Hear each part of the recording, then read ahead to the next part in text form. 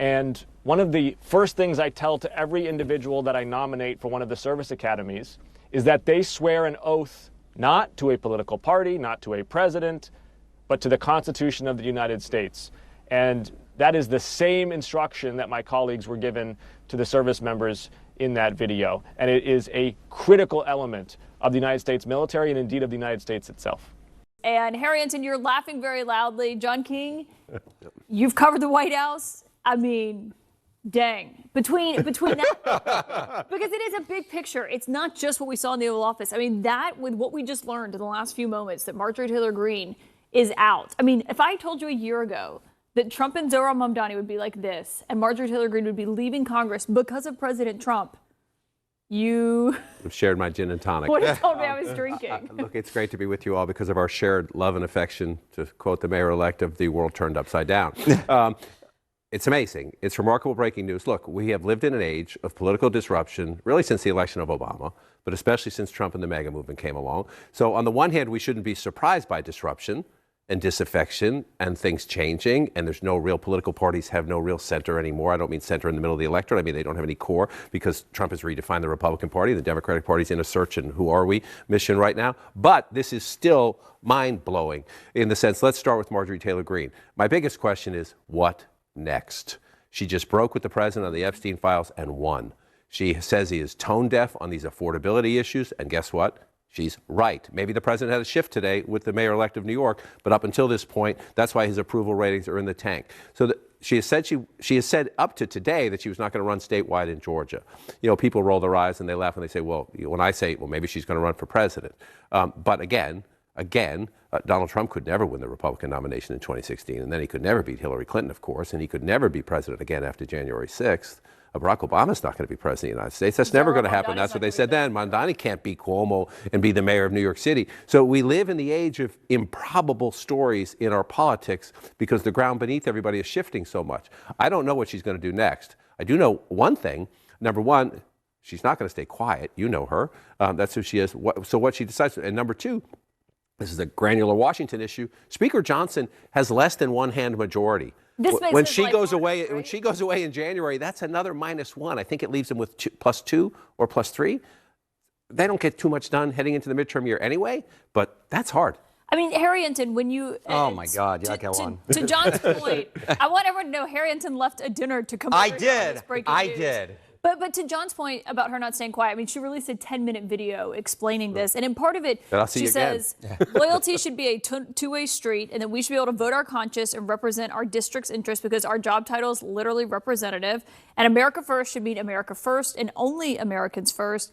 And then she wrote this, and this is, I mean, she is directly calling out President Trump. She says, standing up for American women who were raped at 14, obviously they would be girls, trafficked and used by rich, powerful men should not result in me being called a traitor and threatened by the President of the United States, whom I fought for. We are starting, in my opinion, to see the real-world consequences of what we're seeing in the polling. That is cracks, actual cracks in Trump's Republican support. His net approval rating amongst Republicans is down over 20 points since January. We are seeing a president who had, for months, tried to ensure that the Epstein files were not going to be released, despite the fact that his approval rating on the Epstein files was south of 50%, despite the fact that the vast majority of Republicans wanted those Epstein files released. And more than that, what you saw was Marjorie Taylor Greene playing a little bit of political punditry, right? Saying that the Republican Party is likely to lose the House of Representatives come 2026. That, of course, is what we see in all the polling data as well. This, in my opinion, has been the 10 worst days of polling that Donald Trump has had throughout his entire second term, and Marjorie Taylor Greene resigning and stating what she did, in my mind, sort of puts the capstone on it, and also puts the capstone on a day in which the President of the United States met with Zohran Mamdani and that love fest. To quote the movie Tootsie, this is one nutty hospital. Jamal, I want to know what Democrats are thinking about this nutty hospital, as Harry so lovingly puts it. But we have David Urban here. David, I mean, I've been talking to a few Republicans tonight in the last 30 minutes since this got announced. They are genuinely stunned by this news from Marjorie Taylor Greene. Caitlin, I listened and watched the full 10 minutes right before I sat down because, like you, it's hard to wrap your head around it. You know, John gets it right, and everyone knows this. this is an administration that superlatives, unprecedented this, this is truly an unprecedented day where his biggest supporter by far, I mean, I can't imagine anyone who's taken more heat for Donald Trump since she's been in office than Marjorie Taylor Greene, to her own detriment, has been, categorized as crazy, nut job, etc. Today, yet, she is castigated, thrown aside as a traitor, and as you correctly pointed out, he's embracing, Zohan Mamdani, a Democratic Socialist mayor of the city of New York, like they're fraternity brothers. I mean, it's crazy. And some of her verbiage is incredibly biting. She's not going to sit around like a battered wife and defend the president when an impeachment comes in a few months. I mean, it is some pretty vitriolic language on her part. And, if you're the president, if you're Speaker Johnson, you can't be feeling too good tonight as you go to bed. Yeah, David, I mean, her likening herself to a battered wife was very jarring, obviously, as you listen to that. But that's how she was essentially saying, because I think a thing to drive home, and maybe she is running for office in 2028 or for who knows what. But I mean, this is a genuinely shocking moment, I think, for her in terms of the falling out and how hard that has hit her since this has happened. I mean, we talked to people close to her who were describing the death threats that were escalating and what this looked like, David. I mean, listen, it makes the Elon fight look like a pillow fight, right? President Elon, this is a joke compared to that, right? I mean, the president has said some pretty sharp things at different people at different times, and most people brush it off. Obviously, Marjorie Taylor Greene had no intention of brushing it off, and she said, look, she threw open the window and said, enough. I'm not going to put up with this anymore. I mean, Jamal Simmons, what are Democrats saying right now? Well, first of all, to quote Don King, only in America, right? We all never thought anything like today was going to happen. I was on CNN on Sunday with Dana Bash when she was she interviewed her. Yeah, that's when she was interviewing Marjorie Taylor Greene, and I will tell you, everybody in the green room had their mouths open when she apologized for participating in the toxicity. Nobody expected her to do that, and now we see where this has led today. She's had a week of attacks. Jason Crow, I was just looking at online. Jason Crow has been publishing death threats that he's been getting because all those members and senators who came out and put that video out telling the military not to break the law have been now getting threats. So it's interesting that we're seeing the president and his party participating in the kind of violent, vitriolic stuff that we were all trying to disavow just a few months ago. And so now we're seeing that coming from the president and his allies. And I think that's really tough. But then today, the president shows up with Zohan Mamdani, and he's like soft and cuddly. It's an amazing about face. Yeah, I also have Democratic Congressman Ro Khanna of California here with me. And Congressman, obviously Marjorie Taylor Greene was one of the Republican women who helped you and Thomas Massie get the Epstein bills into law this week. President Trump had to sign it because they held on and did that discharge petition. And obviously that is one of the huge areas where she broke with the White House in recent weeks and months. What's your reaction to this breaking news tonight that she's resigning from Congress in January? Well, first of all, she's shown a lot of courage on Epstein. But I also think it's important that we look beyond the caricatures about her. I've gotten to know her quite well over the last 5 months. This idea that the only reason she's acting the way she is because Donald Trump refused to endorse her in a Senate race is just not the complete truth. I mean, maybe it's a small factor, but she genuinely believes against war. She was an anti-war person. She genuinely thinks AI is a real threat to jobs. She genuinely was moved by the survivors. I mean, she's been in tears with the survivors. And she probably has more populist instincts than J.D. Vance, who's the front runner on the Republican side. It would not surprise me if she runs in 2028. And I actually think she's more in touch with some of the populism that fueled Donald Trump's rise than Trump and Vance are these days. So it wouldn't surprise you if Marjorie Taylor Greene runs for president? It would not. I mean, I don't know. I haven't talked to her about that. But I will tell you this. She is in touch with a populist element of the Trump base that feels increasingly abandoned by Donald Trump. And and she really speaks about forgotten Americans. And she will tell you she was for Donald Trump when no one thought Donald Trump had a chance. When CNN probably wasn't even covering Donald Trump. Trump. I actually think that's a great point. She is someone who has been ride or die for Trump. But what is your view of his embrace of Zohran Mamdani and the way he did today? And I mean, every reporter in that room hit every sensitive touch point between the two of them. And he was defending Zohran Mamdani and sidestepping the issues and even said, yeah, you can call me a fascist. It's easier than having to explain it to people. But to see that moment parallel with her resigning, someone who was so loyal to him, I wonder what that says to you.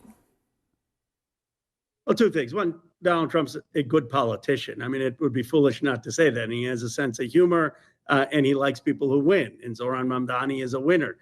Donald Trump also has a populist instinct. As someone who co-chaired Bernie Sanders' campaign, you saw it. Trump said there are a lot of things that Bernie voters that he agreed with. And what Zohran Mamdani has is a boldness. And I think, frankly, Trump respects that. I went out and campaigned for Zohran Mamdani when few people were, and Zohran Mamdani didn't move his issues. He was not afraid of standing for what he believed in, and he was not afraid to request a meeting with Donald Trump. And I just think we live in a populist age. People throw around the word authenticity. I actually think that's a bit cliched. What it is really about is boldness and risk-taking and courage, and Mamdani had that. And even though I disagree with him, Trump had that when he ran, and I just think Trump recognized that in Mamdani. Caitlin, I want to say one thing before we go. Thank you. Really quickly before we go. Listen, this is a trend. We've seen Mitt Romney. He's gone. Adam Kinzinger. He's gone. Liz Cheney. She opposed Donald Trump. She's gone. Marjorie Taylor Greene opposed Donald Trump. She's gone. Will she have a place in the Republican Party? Is there a space for someone to oppose Donald Trump and still be successful in the Republican Party? That's the question. They're all gone and their careers were done. Does she come back? She said, I'll see you. Caitlin. She said, I will see you. She may see Congressman Khanna in Iowa and New Hampshire in the 2028 warm-up as we go through in places like that. Or she may change her mind and decide to do something statewide in Georgia, or she might try to do something outside of elective politics. She is not going away, period. She's a huge platform. David, final thought? Yeah, real quickly, I was going to say, John King brought up a good point before about the narrow margin that the speaker has. I don't know what this portends for anything going forward, right? We saw Marjorie Taylor Greene break with the president pretty dramatically on this Epstein piece. The president lost historically. You know, he whipped that pretty hard and lost in a historic fashion, signed that into law. I wonder what it's going to mean moving forward if other Republicans will dare speak against the White House or make their wishes known as we move forward. Not a lot gets done, as John says, moving forward, but it's going to be much more tough landscape with fewer Republicans and someone who just took a big swan dive like she did is the backdrop. So interesting next year. I got a lot of expletives texted to me in the moments after this. Just shock. David Urban, Jamal Simmons, John King, Harry Ensign, Congressman Ro Khanna, all of you, great to have you on the Breaking News. This is CNN Breaking News. Well, we begin this hour of CNN with breaking news. Republican Marjorie Taylor Greene says she is resigning from Congress. The Georgia representative says she will step down in January, which comes days after her public falling out with President Trump. Greene and Trump, of course, were once staunch allies, but their relationship soured, especially over the release of the Jeffrey Epstein files. A source says that Greene spent more than a week thinking about resigning as threats against her escalated. Loyalty should be a two-way street, and we should be able to vote our conscience and represent our district's interests because our job title is literally representative. Standing up for American women who were raped at 14 years old, trafficked and used by rich, powerful men should not result in me being called a traitor and threatened by the President of the United States, whom I fought for. So last week, President Trump rescinded his endorsement of Marjorie Taylor Greene. He called her a traitor, as he just said, and she said that those comments have radicalized people and put her life in danger. At the time, President Trump dismissed those concerns. Marjorie Taylor Greene, I don't think her life is in danger. Frankly, I don't think anybody cares about her. So compare those comments about a one-time ally to the reception President Trump gave to a political opponent. This is the president gushing about his meeting today at the White House with New York City Mayor-elect Zohran Mamdani. He called it a great honor to sit down with the self-described democratic socialist. He also admitted they have more in common than he thought. This comes after months of attacks against Mamdani, who President Trump has repeatedly called a communist. Today, the president says they could work together on crime, housing, and costs of living in New York. Interesting, they posed in front of the FDR portrait there. They spent more than a half an hour meeting before reporters arrived. Well, look, I hope they have great leaders. This is a man that right now I think is focused on New York City.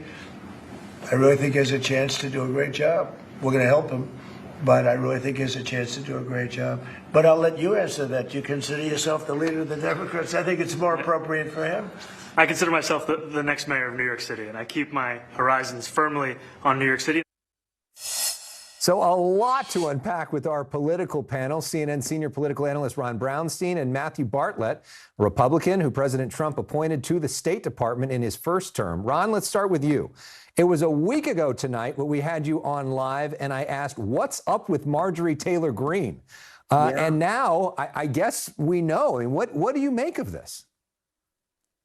Yeah, I mean, what a striking development. You know, on the one hand, I am sure President Trump is going to view this as another scalp on the wall, as another indication that if you cross him, you essentially have no future in the Republican Party, because she said she did not want to put herself or her district through the difficulty and the expense of what could be a primary challenge against her from Trump.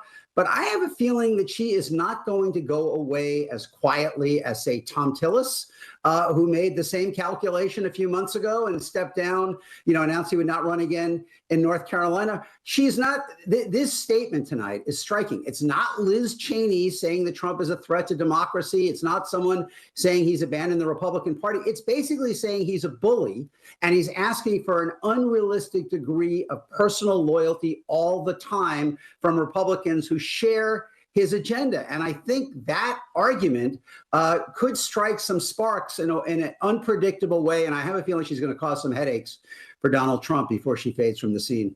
Matthew, as a Republican who knows the president, how do you read this? No, I think Ron is largely correct there. It was a week ago we saw Marjorie Taylor Greene, the scion of the MAGA movement, a female figurehead, posting reactionary, her private communications, her text messages with the president around Epstein. Now, today, just a shocking move of announcing her resignation. As Ron said, this was planned. This was a letter. This was a 10-minute video. This may be the end of her congressional career come January, but I think this is not the end of Marjorie Taylor Greene. It seems as if she will continue to criticize, now with an outsized role from the sidelines. So where does she go now? I mean, do you think she runs for something? I mean, there's the Georgia Senate race, which it didn't seem like President Trump was going to endorse her for, or maybe run for president. Matthew, your thoughts? You're asking the right questions. The answers remain very unclear right now. Some of her recent moves have been principled. You think around, obviously, the Epstein files, even some ideological issues around H-1B visas.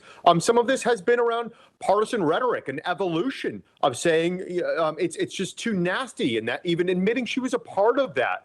And some of this, as you just said, maybe posturing. It seems unclear that she could win a Senate seat in Georgia, even the governor's race, but a potential presidential run could happen.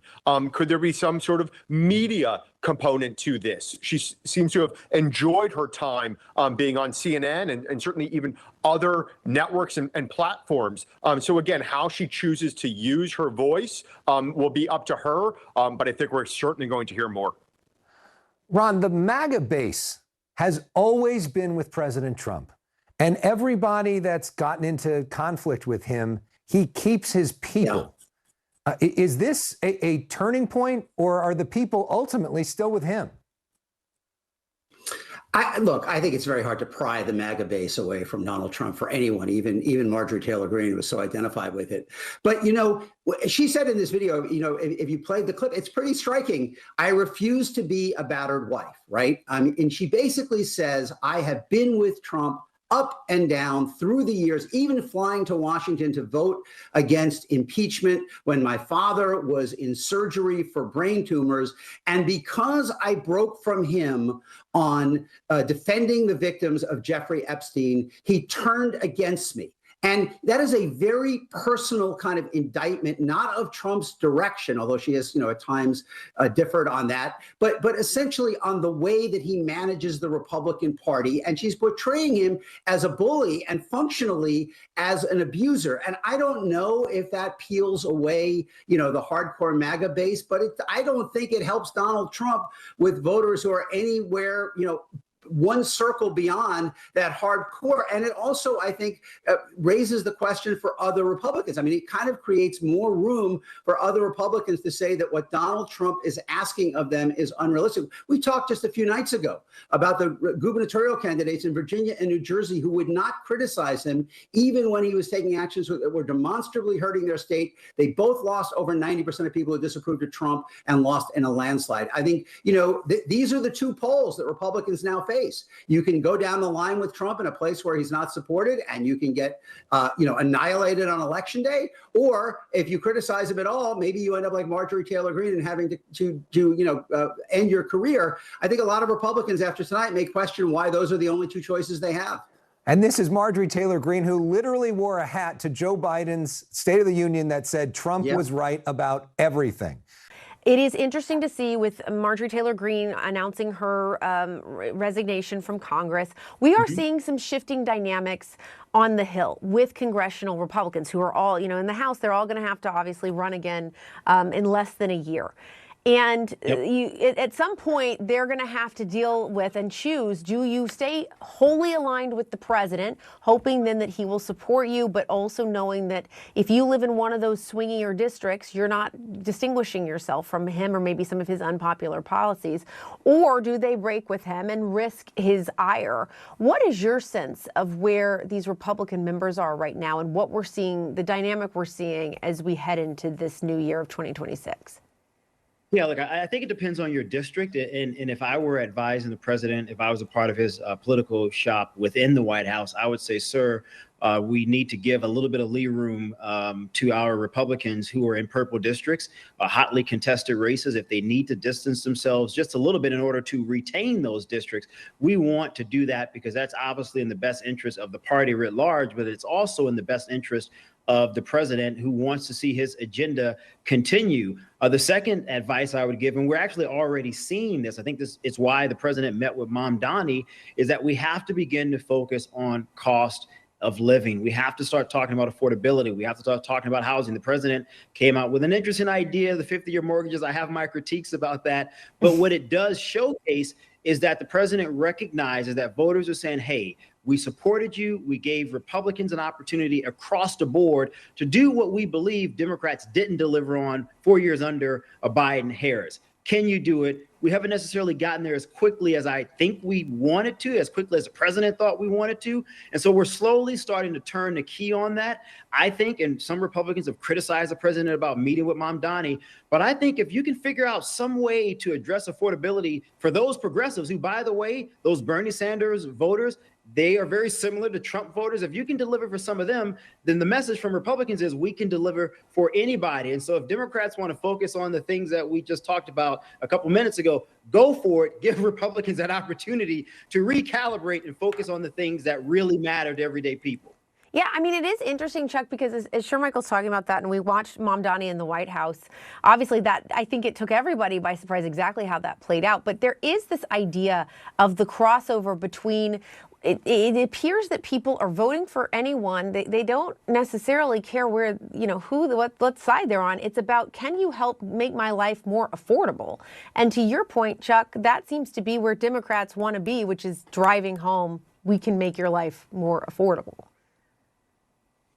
Exactly right. And there's a group of folks that are on the far left that are going to vote for any Democrat, or on the far right that's going to vote for any Republican. It's those folks in the middle who kind of feel left behind. Donald Trump has done something very unique, and he's brought new people into the electorate just a year ago because they were frustrated. Those same people did not show up to vote just 2 weeks ago in these off your elections. So you saw a dramatic shift, not only with Latino voters, but with men voters and other voters. That's where the big difference is. Sir Michael says something really important there, is like when Donald Trump is not on the ballot, the voters act differently and they vote differently. And to answer the specific question you just asked about, Jessica, is watch what happens after the filing deadlines are over. 98% of all the Republicans, and for that matter, Democrats across America, can't get beat in a general election because they're in a safe district. The only thing that really worries them is somebody running against them in their primary. So I bet a lot of them grow a backbone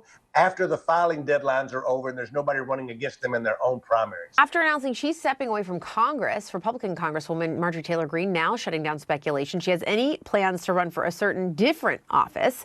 The Georgia lawmaker posting saying, quote, "I am not running for president and never said I wanted to, and have only laughed about it when anyone would mention it." CNN Capitol Hill reporter Camila DeChalis has more now from Washington.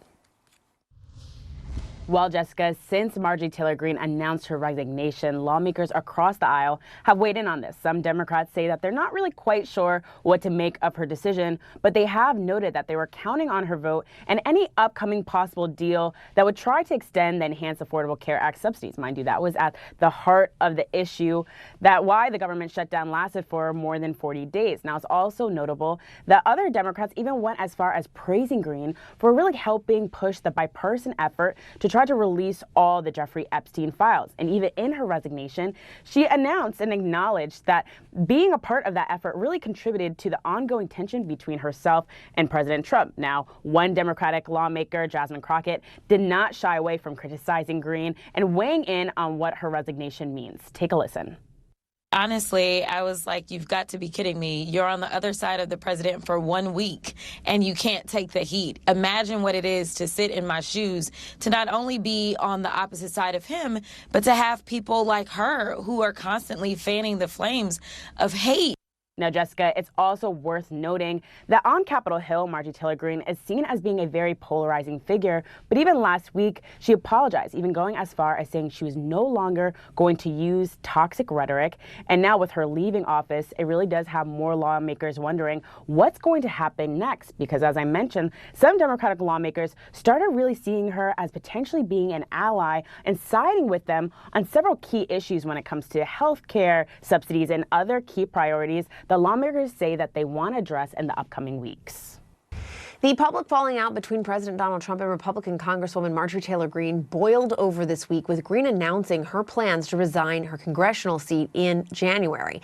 She also took to social media today to clarify speculation about her future plans, writing, "I'm not running for president, and I never said I wanted to, and have only laughed about it when anyone would mention it."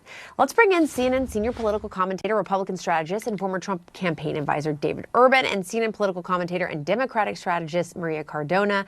It is great to see both of you on this Sunday before Thanksgiving. Here we are. Good to see you. Okay, David, we have watched this thing between Marjorie Taylor Greene and the president. It was happening, and then it really spilled into public view, and now here we are, she's resigning. I'm curious what you think about his kind of relationship with Republicans on the Hill. I mean, he's really had such an ironclad, he's ruled with an iron fist. They've done everything that he's wanted them to do for well over a decade now. We see her leaving Congress, and we see, with the Epstein vote before he changed his mind, them starting to push back a little bit. A lot of people, obviously everyone in the House, going to have to run for re-election in the coming year. How would you kind of categorize where we are right now with Republicans on the Hill, specifically in the House?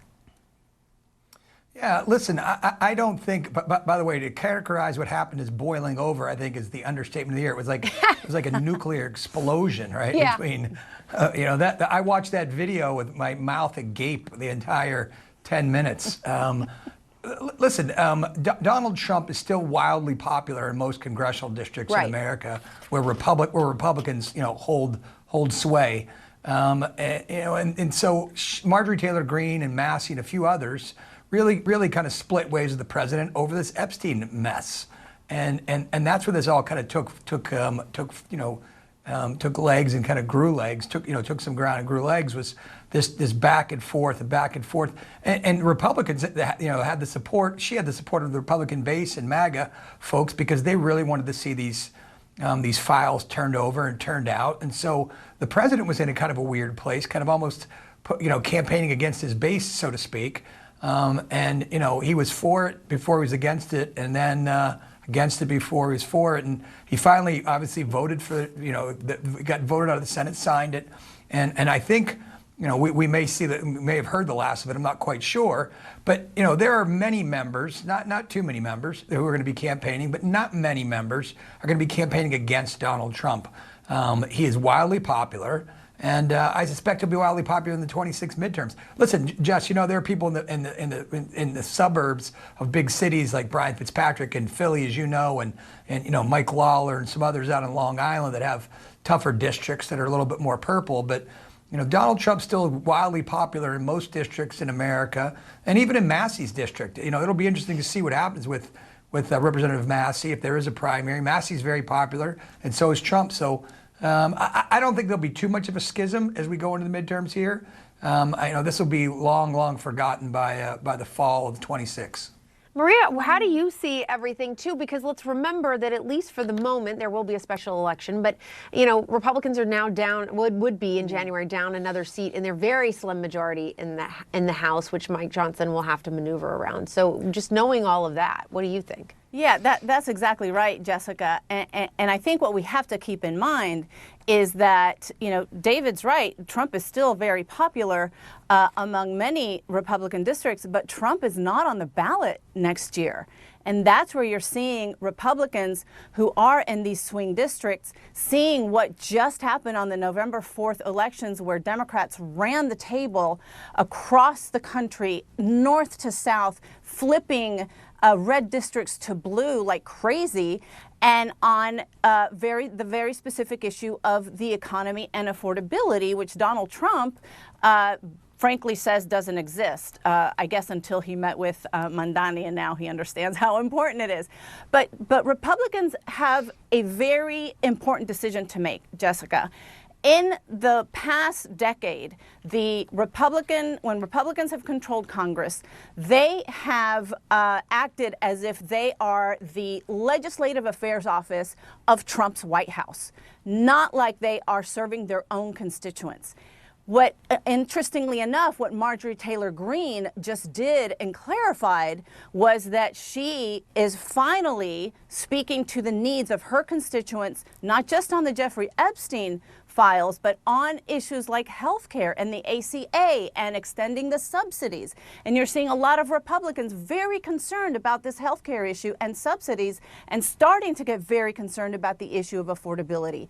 So I think you're going to see many more Republicans, at least if they want to have a prayer in the world of winning next year, breaking from Trump and speaking to the issues and the needs of their own constituents, which frankly were the ones who gave Trump their vote, thinking that he was going to lower the cost of groceries, gas, and rent, lower inflation like he promised, and instead he has betrayed them on those key issues.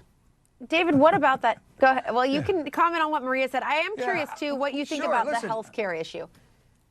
Yeah, no, listen, it's so Maria's, I take umbrage with one of the things that Maria said. Listen, if Marjorie Taylor Greene really were speaking for constituents and they did feel that way, then she could run in a primary and win. Unfortunately, Donald Trump is still incredibly popular in her district. And if Donald Trump says to endorse Maria, and he's going to endorse Maria for that seat, Maria would win that seat. Okay, so he is wildly powerful and wildly popular in that district. Well, I'm just kind of the narrative that Marjorie Taylor Greene is speaking for those people, and Donald Trump has forgotten them is not true. Listen, the economy is a concern for Republicans.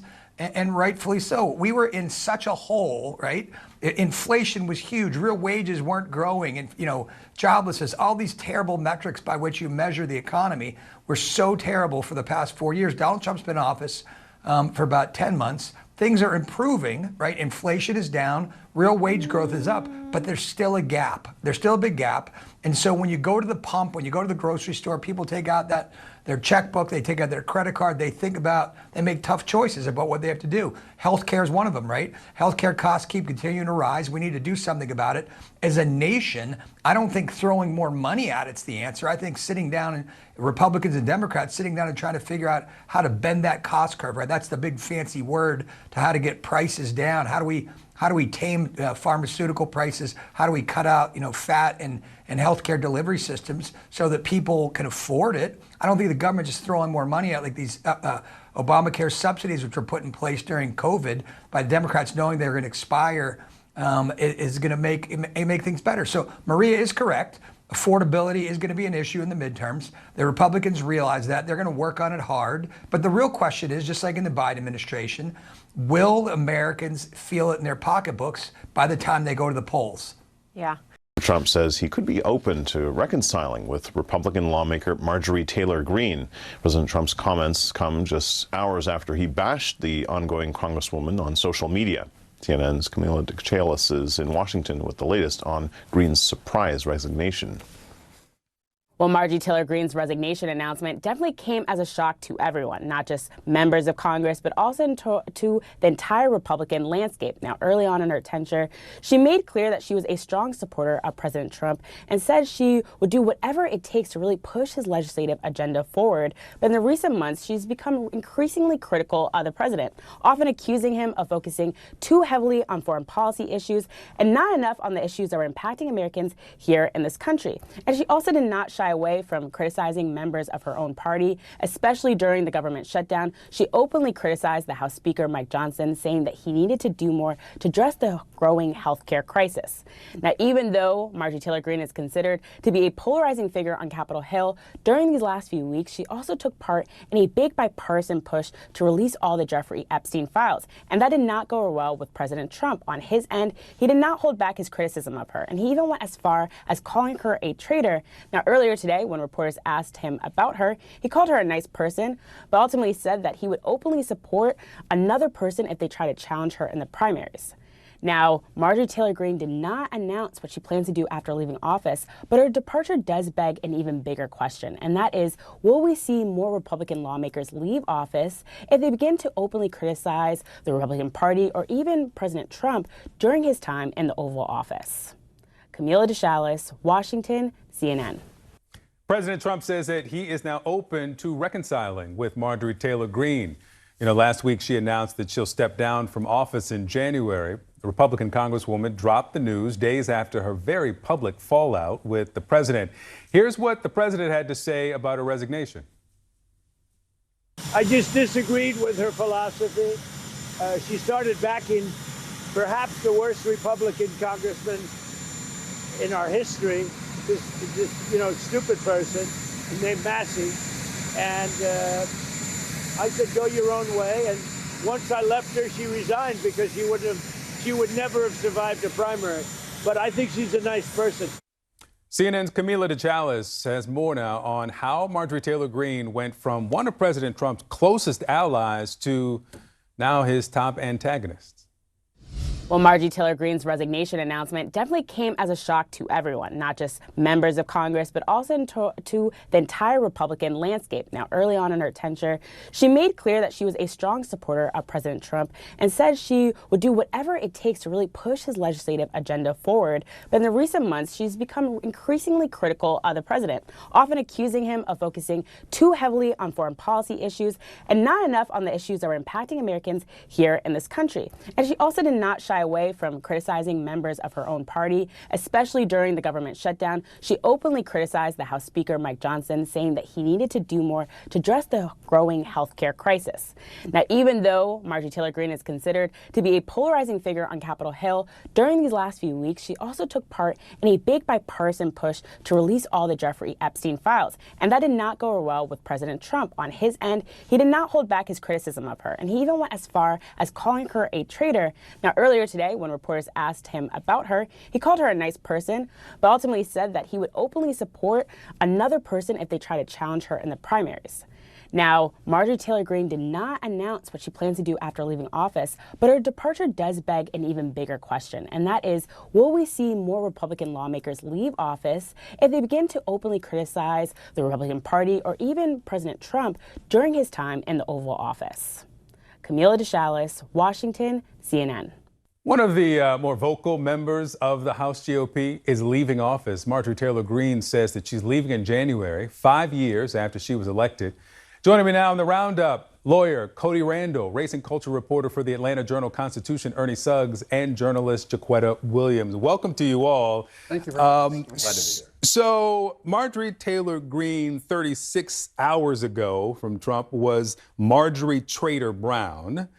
A little later in the day, he spoke with NBC, and he said this about her: it's not going to be easy for her to revive her career. I'd love to see that. He also said that it'll take a little time, and asked if he could overcome his differences with her. He said, I can patch up the differences with anyone. What's happening here? I mean, the fortune changed pretty quickly. Well, Marjorie Taylor Greene is the gift that keeps on giving for those of us in the media. And as you said, it's been a 36 or 72-hour roller coaster for her. And I think that two things can be true. I think she's very hurt. She's been, ride or die with President Trump for 5 years. And for him to call her a wacky traitor hurt her, I think. But I also think that she's reading the tea leaves, seeing that he's an incumbent. Seeing that he's a lame duck, and she's kind of looking at what her future is. Does she want to continue to be attached to President Trump? The 2026 elections are coming up, the 2028 elections are coming up. I don't think she'll run for Senate, but governor's in the possibilities. She may run for president. And now, Trump is saying, hey, I might forgive her. So I think that this is I think we're not going to see that this is not the end of Marjorie Taylor Greene by any means at all. She's going to be back. And I also think it's interesting, too, that, the relationship with President Trump and Marjorie Taylor Greene was chummy, best of friends. But the slightest thing, the Epstein files, changed the trajectory of their entire relationship now. But with President Trump, you can go from his best friend to his highest enemy just like that. And the other thing she said, one thing she said in her video is that loyalty should be a two-way street. Yes. And we've seen with the president that it often is not. Yeah. But that can change overnight, and that takes us to Zoran Mamdani, right? Yes. Up until that meeting, that availability, the Republican narrative, including from the president, was this is a far-left extremist, a communist. Afterward, we saw this. Let's play it. I think he's different. All right, I think he's different, and that can be in a very positive way, but I think he's different than, your typical guy, runs, wins, becomes mayor maybe, and nothing exciting, because he has a chance to really do something great for New York. We're going to help him, but I really think he has a chance to do a great job. I'll be cheering for him. Didn't mention anything about America or... I think he is going to surprise some conservative people, actually. And some very liberal people. I met with a man who's a very rational person. I can imagine the members of Congress who were running against Mamdani, wherever they were, looking at that and thinking, what now? Any short-term implications of this? I mean, not short-term implications, not so much. I'm not surprised by it, though. You got to remember, for the first part of his career, Donald Trump was a Democrat until he became a Republican. And they're both New Yorkers. And if there's one thing that Donald Trump loves more than anything else, it's being popular. And right now, Mamdani's pretty popular with a lot of people in a very large city. So it doesn't surprise me at all that Trump wants to show that he's on the same team and that they can work together. At the end of the day, they both have the same interest at heart, right? You want to have New York succeed. They're both New Yorkers, so it doesn't surprise me that much. But I'll say this, I was expecting some fireworks, just a little bit here and there after all of the vibrato from both sides, but then to come and see kind of like a bromance or a bro fest, and even the optics of it, I will say Mamdani seems like he did stand firm in his beliefs, and when the questioning tried to go left, they would bring it back to center, but Mamdani did stand on the things that he mentioned before. So, this was